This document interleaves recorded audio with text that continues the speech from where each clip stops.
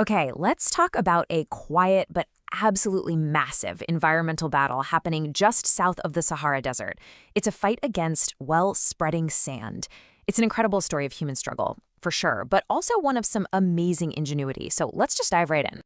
I want to kick this off with just one number, 1 billion. I mean, that's a huge, almost impossible figure to wrap your head around, right? But I want you to just keep that number in mind because it really sets the scale for everything we're about to get into. So, what single threat could possibly impact 1 in every 8 people on Earth? Think about that. We're not talking about a pandemic or some global financial meltdown. Nope. This is something happening literally right under our feet.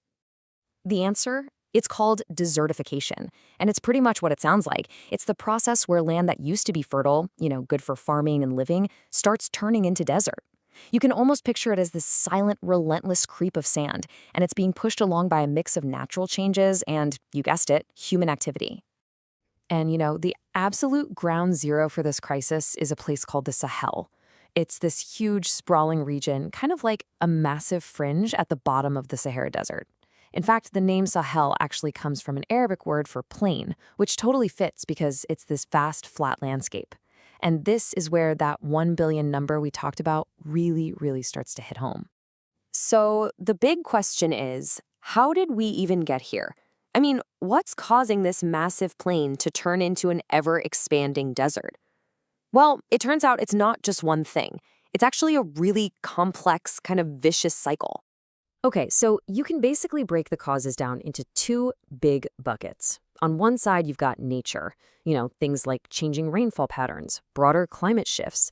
They're making the whole region a lot drier. But then there's the human side, and this is where things get really critical. Because our activities aren't just adding to the problem, they are amplifying it, turning what was already a tough situation into a full-blown crisis. So let's really zoom in on those human factors because they're huge. First off, the population in the Sahel is expected to double by 2050. That's a ton more people, which means more demand for water, a lot of which is getting pulled from the ground for farming. More people also means more trees getting cut down for fuel to cook with, and that leaves the soil totally exposed. Then you've got these big commercial farms planting really thirsty cash crops, and on top of all that, the traditional nomadic people who used to move around and give the land a break, well, now they're often forced to stay put. It's just a perfect storm of pressure on this very fragile land.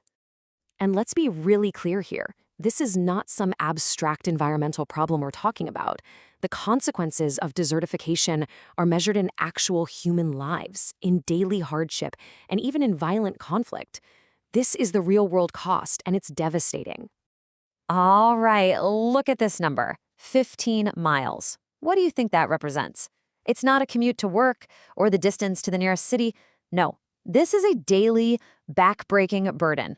15 miles. That is the average distance a woman in Niger has to walk every single day, just to collect water for her family. Can you even imagine that? And as the land keeps getting drier, as the water sources vanish, that journey just gets longer and longer. It's such a powerful, stark picture of how this crisis hits people on a daily basis. And when essential resources like water and land get this scarce, hardship can just explode into violence. A really tragic example is in Sudan's Darfur region. Desertification there has been a huge factor in fueling a civil war. Tensions just boiled over about who gets the rights to the little fertile land and water that's left, leading to horrific conflict. Since 2003, we're talking about roughly 250,000 people who have died, either from the fighting or just straight-up starvation. So, after all that, what can possibly be done? I mean, when you're facing a crisis on this scale, you need solutions that are just as big, just as ambitious. And believe it or not, there is one truly grand vision out there. It's called the Great Green Wall, and the name says it all. Launched way back in 2007, the plan is just breathtaking. The idea is to plant a 7,000-kilometer line of trees, a living, breathing wall stretching all the way across the continent, right across the Sahel. The thinking is that these trees would hold the soil in place, protect it from the elements, and maybe even get countries working together. I mean, it's an incredible idea, right? A powerful symbol of hope. But then you see a number like this, 4%. Yeah, as of 2020, more than 10 years after the project started, only 4% of the trees had actually been planted.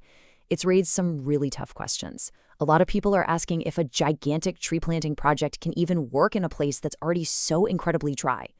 So, is this grand vision just a beautiful but ultimately impossible dream?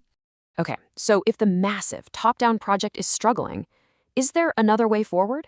What if the real answer isn't one single giant solution, but maybe millions of tiny ones? This is where we get into some really cool, small, smart technologies, stuff designed by and for the people who actually live there. And it offers a totally different kind of hope. Check this out. It's a super simple idea called rock buns, and it is incredibly low tech. All it is farmers building these small, low walls of rock across their fields. So when the rains, which are pretty rare, finally come, the walls act like little dams. They slow the water down, stop it from just running off and disappearing. And that gives the water a chance to soak deep into the soil, recharging it right where the crops need it. So simple, but so incredibly effective. This is a perfect example of something called appropriate technology. And the whole idea behind it is pretty simple. The best tech isn't always the newest or the most complicated. The best tech is something that's cheap, that's easy for the local people to use and fix themselves, and that's just perfectly suited for the actual situation they're in. And here's another fantastic example. Get this, a simple clay stove. First off, it's way more efficient, so it uses a lot less fuel wood. That means less pressure on the forests. But here is the absolute genius part. You can fit it with this tiny device, a thermocouple, that takes the heat from the stove and turns it into electricity. It's not a lot, but it's just enough to charge a cell phone. And with that phone, a farmer can get a weather forecast, which helps them decide the best time to plant their crops. So think about it. One simple stove is tackling deforestation, generating power, and making farming smarter. That's incredible. So all of this really leaves us with a huge question for the future of the Sahel. Is the answer a single, massive, continent-spanning project like the Great Green Wall? Or does the real hope actually lie in empowering millions of these small, individual actions? Every single rock wall that gets built, every efficient stove that gets fired up.